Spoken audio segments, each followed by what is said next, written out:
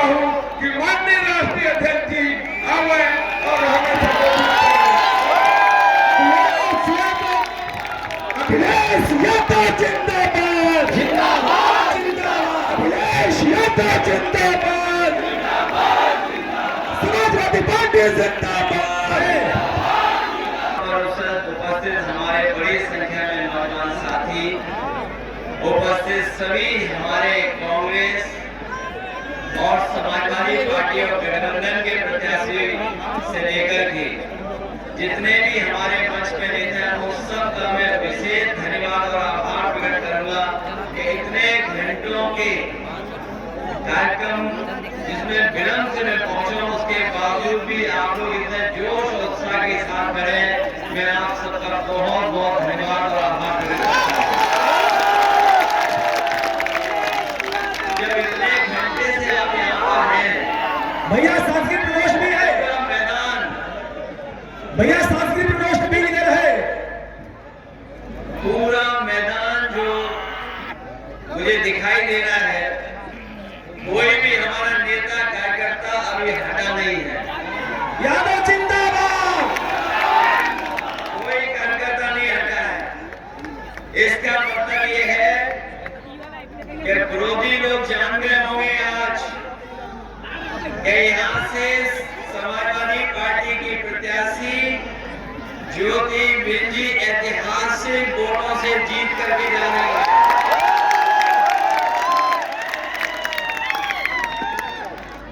और केवल आपको मतदान करना है, वो भी पूरी सावधानी के साथ। मतदान के समय पर पूरी सावधानी, बस अब डॉक्टर ज्योति बिंजी को सर्टिफिकेट लेना है। ये बात मैं इसलिए भी कह रहा हूँ, मैं ये बात इसलिए भी कह रहा हूँ कि सरकार के मुख्यमंत्री जी को इतनी बार नहीं आना पड़ता अगर उन्होंने पिछले 7 साल में कुछ काम किया होता।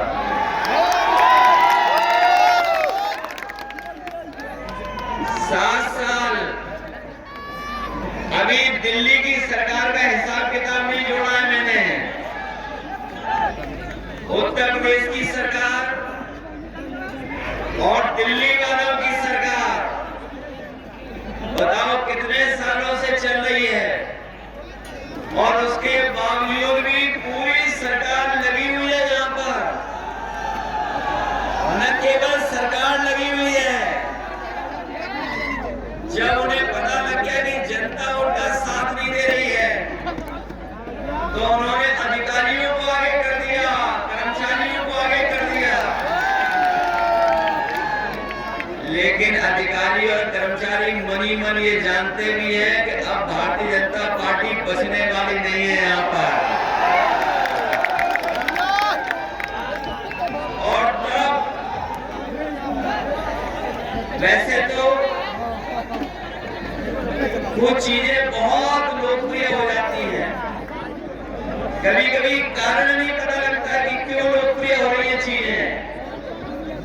लेकिन इधर आपकी विधानसभा की कुछ चीजें, कुछ घटना बड़ी लोकप्रिय हो गई। मुझे पता नहीं था कि यहाँ मदन युद्ध भी हुआ है। ऐसे तरह तरह के युद्ध हम लोगों ने देखे हैं। ये इतिहास में दर्ज हो गया मदन युद्ध। ये जो मदन युद्ध हुआ है, ये जो खींचातानी मची है, ये तो आपको देखने को मिलेगी। वरना दिल्ली और लखनऊ के इंजन पहले से टकरा रहे थे, टक्कर मारते थे दूसरे को। न केवल सरकार के इंजन टकरा रहे थे, बल्कि इनके नारे भी अब टकरा रहे हैं। नारों में भी एक दूसरे लोग टकरा रहे हैं। और जो हमारे मुख्यमंत्री जी हैं, वो समाजवादियों से डरे हुए हैं, और डरे न होते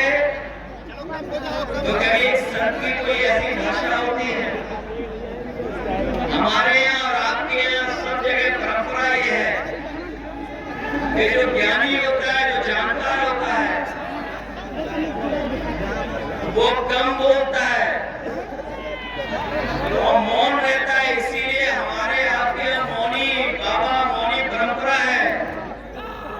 लेकिन हमारे मुख्यमंत्री जी को तो उल्टा पुल्टा समझ में आता है। क्या नारा दे रहे थे वो? बढ़ेंगे तो कटेंगे। लेकिन पीडीए के लोगों ने कह दिया हम लोग जोड़ेंगे और जीतेंगे भी। ये जो एनडीए वाले लोग हैं, ये एनडीए वाले लोग नकारात्मक हैं, ये निगेटिव लोग हैं। और इनकी जो एनडीए की शुरुआत होती है वो नकारात्मक शुरुआत है। एंड मतलब नकारात्मक, और ये नकारात्मक केवल हमारे आपके लिए नहीं है, ये नकारात्मक लोग हैं हमारे दलित भाइयों के लिए, ये नकारात्मक लोग हैं हमारे पिछड़ों के लिए, ये नकारात्मक है आदिवासियों के लिए, ये नकारात्मक है हमारे दलित भाइयों के लिए, और इनकी नकारात्मक सोच है हमारी आधी आबादी के लिए भी। ये एनडीए के लोग और खासकर भारतीय जनता पार्टी के लोग नकारात्मक लोग हैं। और सोचिए क्या फुल फॉर्म निकाला हमारे मुख्यमंत्री ने। पीडीए का फुल फॉर्म कुछ निकाला था किसी सभा में। मुझे ये समझ में नहीं आया कि एच कहां से आ गया, पावर हाउस कहां से बन गया पीडीए।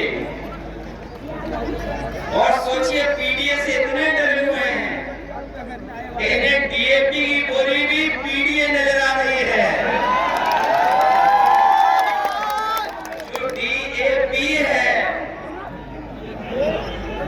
जो डीएपी है वो भी इन्हें पीडीए नजर आ रहा है। इतने घबराए हुए हैं। और अगर ये जनता का जो समर्थन जान जाएंगे और देख लेंगे, अपने आप हिलते हुए नजर आएंगे। अब ये मुकाबला नहीं कर पाएंगे। पिछले चुनाव में मैं आपके बीच में आया था तो मैं कह रहा था कि बोरी में से चोरी हो रही है, लेकिन हमारे किसान भाई जानते होंगे, गरीब जानते होंगे, अब तो डीएपी की पूरी बोरी चोरी हो गई। कहीं डीएपी मिल रही हो किसान को किसान को जरूरत है खेती व्यापार को बढ़ाने के लिए। उस समय सरकार डीएपी बंदी करा पाई, खाद बंदी करा पाई, आय बंदी की बात की, धान की कीमत नहीं दिला पाई। अगली फसल उगाएगी उसकी तैयारी नहीं की है सरकार ने, खरीदेंगे किस कीमत। और क्या कहते हैं कि हम $1 ट्रिलियन इकोनॉमी बनाएंगे। हमारे मिर्जापुर के साथियों, ये 1 ट्रिलियन इसलिए अंग्रेजी में बोल रहे हैं जिसको आपको समझ नहीं है। ये 1 ट्रिलियन कोई नहीं समझता कि 1 ट्रिलियन क्या है। इसीलिए वो कह रहे हम 1 ट्रिलियन की अर्थव्यवस्था बनाएंगे। और क्या कहते हैं कि कानून व्यवस्था के सवाल पर हम जीरो टॉलरेंस है, हमारी जीरो टॉलरेंस है। इनकी जो जीरो टॉलरेंस है कानून व्यवस्था वो पूरी जीरो हो गई। पहले तो आपको पता होगा कि पुलिस चोर बदमाशों को पकड़ती थी। इधर आपने बनारस में देखा होगा पुलिस को पकड़ रही है।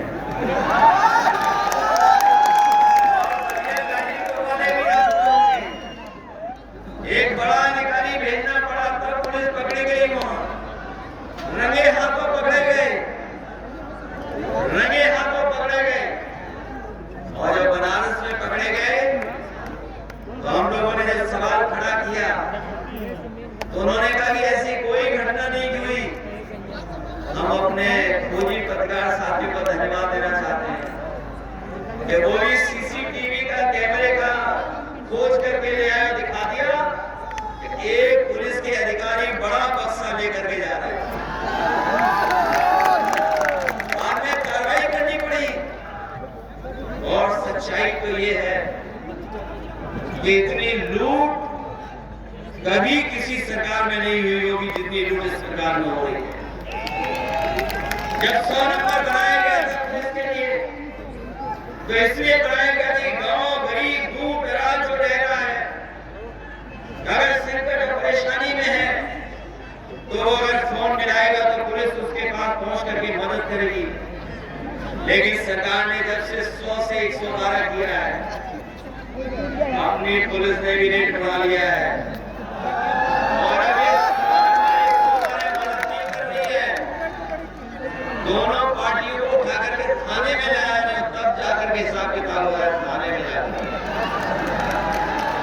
तो क्या ये स्थिति पैदा हो गई? और यही नहीं, आप आंकड़े निकाल करके देख लीजिए, हमारी बहनों ने, हमारी माताओं ने इतना बड़ी आपदा के लिए लखनऊ में मुख्यमंत्री को खुद नई एक टीम जारी करनी पड़ी, एक नई टीम तैयार की है कि जिससे कोई आपदा करने लखनऊ में आ रहा है, कहीं न्याय नहीं मिलता है, कहीं किसी की सुनवाई नहीं। और इसलिए आप आंकड़े निकाल लेना, सबसे ज्यादा आपदा करने बेटियां हैं, महिलाएं कहीं गई तो लखनऊ में जाकर के मुख्यमंत्री आपके सामने न्याय मांगेंगे। इसलिए हम इस समय पर आपसे, क्योंकि बहुत देर हो गई, हम लोग को बहुत दूर जाना भी है, वापस फिर जाना है। मैं कहां से चलता हुआ आ रहा हूं और मैं इसलिए चल करके आया और मैं चल के आता भी, कोई भी रुकावट पैदा होती लेकिन तब भी मैं आपके बीच में आता और अपनी बहन भी इसके समाजवादी साथियों, मैं आप सबसे अपील करने आया हूं। वैसे तो अगर हम प्रतिशत के हिसाब से चुनाव का परिणाम जाने तो 100% इसका समाजवादी पार्टी बाई इलेक्शन जीतने जा रही है। और अगर गिनती के हिसाब से हमको हिसाब किताब लगाएं तो 9 में से 9 सीटें हम लोग जीतने जा रहे हैं। इसीलिए आपने देखा होगा कि घबराए हुए लोग हैं, सरकार वाले घबराए हुए लोग हैं, उन्हें समझ में नहीं आ रहा कि रास्ता क्या निकाले। जिन्हें सरकार चलानी चाहिए थी, जिन्हें सरकार चलानी चाहिए थी, वो बुलडोजर चला रहे थे। और ये पहली बार हुआ होगा इतिहास में कि जहां पर सुप्रीम कोर्ट ने, न्यायालय ने बुलडोजर को गैराज में खड़ा कर दिया। न केवल बुलडोजर को गैराज में खड़ा कर दिया बल्कि सरकार पे जुर्माना भी लगा दिया कि जुर्माना देगी सरकार। और जुर्माने के साथ साथ सुप्रीम कोर्ट ने ये भी कह दिया कि जो ऐसे अधिकारी हैं जिन्होंने नियमों का पालन नहीं किया है उनके खिलाफ भी कड़ी से कड़ी कार्रवाई होगी। सोचिए बुलडोजर गैराज में खड़ा हो गया। और याद रखना, इस रिजल्ट के बाद और महाराष्ट्र के परिणाम के बाद जो लोग समाज में अंदर ही अंदर बालों की सुरंग खोद रहे थे, उन्हें यही नहीं पता कि अंदर ही अंदर उन्हीं के लोग सुरंग खोद करके कुर्सी छीनना चाहते हैं। जो समाज में सुरंग खोद रहे हैं उनकी भी कुर्सी जानी चाहिए, सुरंग खोद रही है। इसलिए घबराए हुए हैं, सब कुछ लगा दिया है कि चुनाव जीतने में जनता साथ नहीं दे रही है, अधिकारी लगा के सुनने में आया है। हम तो उन अधिकारियों से कहेंगे क्या रखा है कि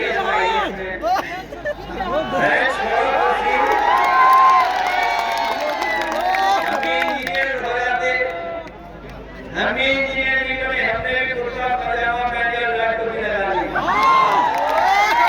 हम आपसे भी कहेंगे बड़ा शौक है वोट डालने का, वोट डलवाने का, रोकने का, तो कुर्ता पजामा सिलवा लो, उधर थोड़ा दिक्कत होगी टोपी पहनने में, हमारे संग लाल टोपी लगा लो। ये भी जो खुशामद आप कर रहे हो, उस खुशामद से कुछ मिलने वाला नहीं है, क्योंकि वो सरकार गिरने वाली है, चलने वाली सरकार नहीं है। बीजेपी ढलान पे है, पीडीए चढ़ान पर है।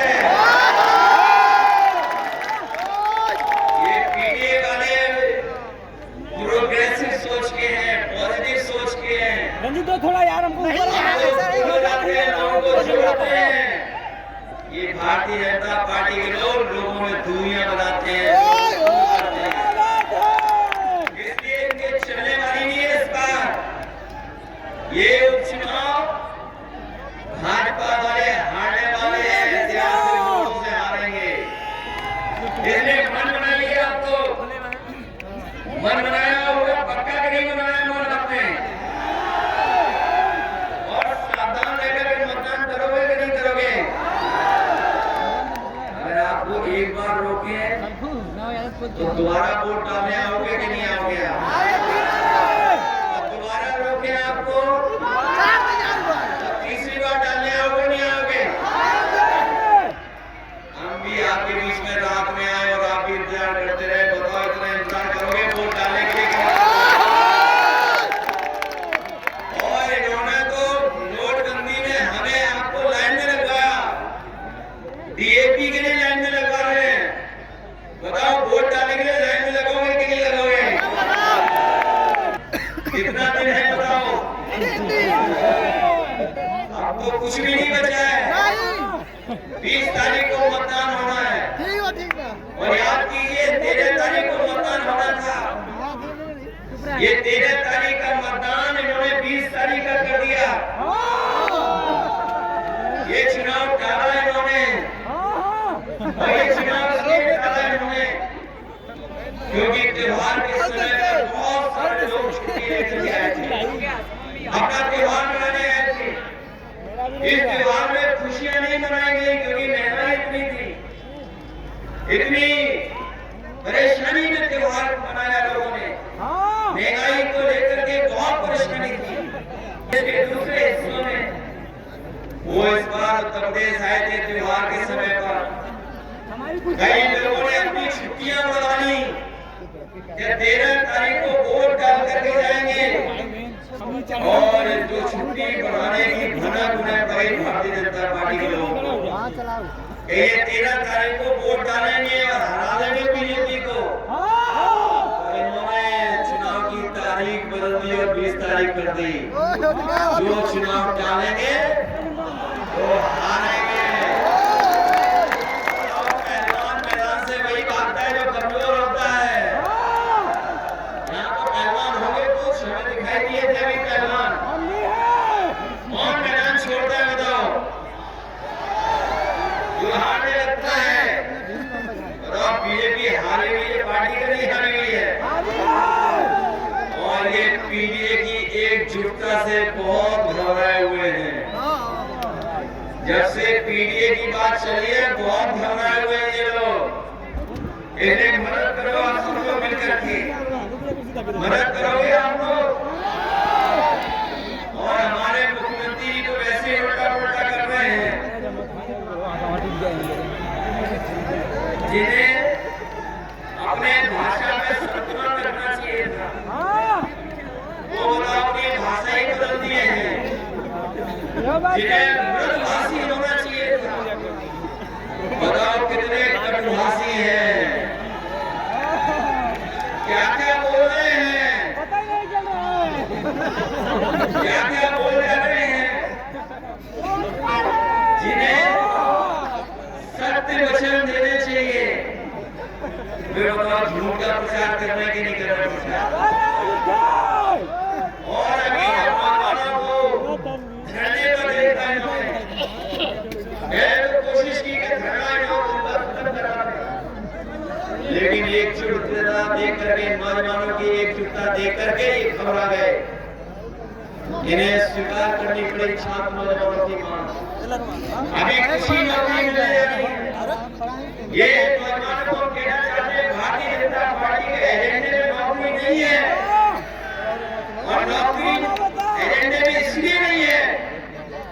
क्योंकि आरक्षण इनके एजेंडे में नहीं है। इसीलिए जानबूझ करके ये नौकरियां उठाते हैं, क्वेश्चन पेपर को बनाते हैं, क्वेश्चन जारी करवाते हैं, और अगर नौकरी मिल भी जाए तो ये जाकर के कोर्ट में उलझा देते हैं नौकरी, जिससे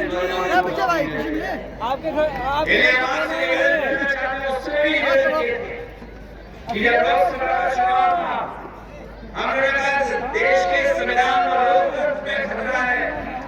मैं अपने तमाम गरीबों को, तमाम हमारे बाबा साहब भीमराव अम्बेडकर जी के रास्ते पर चलने वाले, डॉक्टर राममनोहर लोहिया के विचारों को आगे बढ़ाने वाले और नेताजी का संघर्ष याद करने वालों को कहना चाहता हूँ, जब तक उत्तर प्रदेश और देश में भारतीय जनता पार्टी है, तब तक संविधान को खतरा रहेगा, हमारे लोकतंत्र को खतरा रहेगा। संविधान और लोकतंत्र तभी बचेगा जब उत्तर प्रदेश और देश की सरकार से भारतीय जनता पार्टी का सफाया होगा। जो हमें और आपको बाबा साहब भीमराव अम्बेडकर जी ने अधिकार दिया, एक वोट डालने का, एक वोट डालने का अधिकार जो मिला है। बताओ, भारतीय जनता पार्टी तरीके नहीं है पार्टी के रोड में ये वोट डालने न जा पाए, तरीका अपना ले कि कैसे इनको रोक ले, दबाव बना ले। हमारे प्रधान भाई भी लोग होंगे, उनमें भी बहुत दबाव बनाया जा रहा होगा, वोटेदार भाई लोग होंगे, उनमें भी बहुत दबाव बनाया जा रहा होगा। ये लोग पहले ही हटा दिए, अधिकारी पहले ही साफ कर दिए, लेकिन जनता पूरी तरीके से ईमानदारी से आने पर भारतीय जनता पार्टी का हिसाब किताब और उनको सफाया करने का, क्योंकि जो लोकसभा का चुनाव जीता हुआ हम विक्रम की वजह से, दबाव की वजह से नहीं जीत पाए। याद होगा लोकसभा चुनाव में हम जीत गए थे, लेकिन हमको सर्टिफिकेट नहीं मिला पाए। बताओ, इस चुनाव में हिसाब किताब पूरा करोगे आप क्या नहीं करोगे? ये जो हमारी बहन लड़ रही है, इनका मनोबल बढ़ाओगे आप लोग? आपको मैं भरोसा करके जाऊं, विधानसभा के लोग डरेंगे नहीं, घबराएंगे। बताओ मुख्यमंत्री जी हमें कहते हैं कि हम माफिया हैं, हमें कहते हैं अपराधी हैं। मुझे लगता है कि वो जब सुबह निकलते होंगे तो आईना नहीं देखते होंगे।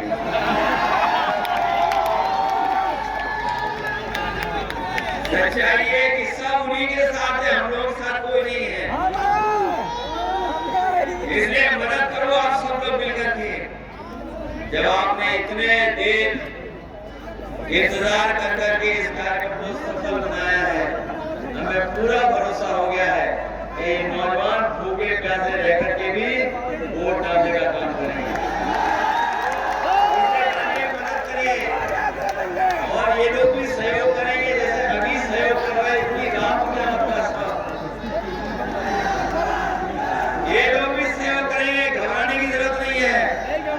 एक ही बात कह करके जाना चाहता हूँ, प्रशासन के लोग याद रखें, बड़े लोग ये सब साथ दे रहे हैं, जितने लोग ड्यूटी पे हैं इस तरह की मदद करेंगे, उस दिन भी ड्यूटी देकर के आपको वोट डलवाएंगे।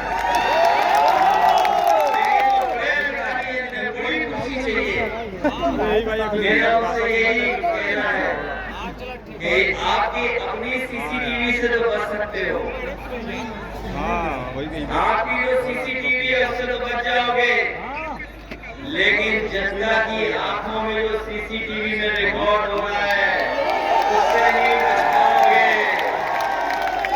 और जो रिकॉर्डिंग हो गई है इनके अंदर, समय आने पर हम लोग भी वही व्यवहार करेंगे जो आज आप व्यवहार करते हैं।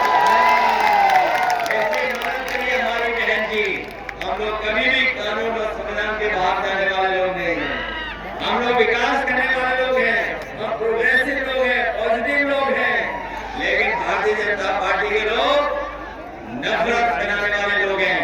मैं इन्हीं शब्दों के साथ मैं एक एक नेता जो हमारी पार्टी के मंच पर बैठे हैं, जिला देवी प्रसाद यादव जी, झल्लू यादव जी, यहाँ के प्रभारी वीरेंद्र सिंह जी सांसद, प्रभुनयन यादव जी, छोटेलाल खरवार सांसद जी,